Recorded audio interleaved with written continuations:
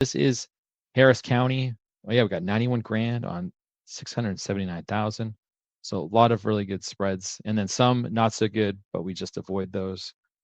One trick though is that if nobody bids on it, it will come back, and if nobody continues to bid on it, it will eventually go down in price.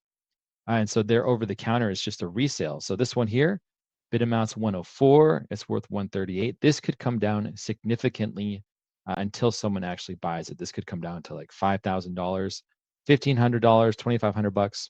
So that is a good thing to keep on the lookout. Just because it's underwater now doesn't mean you couldn't pick it up in the future. Nice, nice. Once again, everybody, welcome to the stream. We're looking at some cheap tax deed land that's available right now coming up. And this is a good starting point. Lots of people get their start in land. Plenty of folks are watching the channel.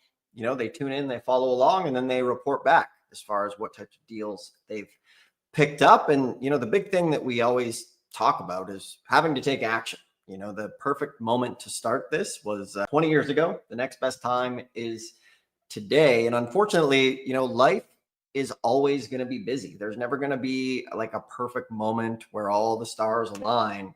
This really is a great time to get started because, as you saw, we use AI to really power this thing to save a whole bunch of time. So for everybody here, once again, let us know who's tuning in, your city, your state, and we can kind of tailor the stream a bit based on where you are.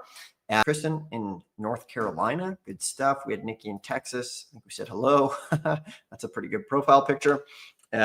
So when you're looking at land, a couple things to keep in mind is you always obviously want to avoid things that are landlocked, right? In the middle of nowhere.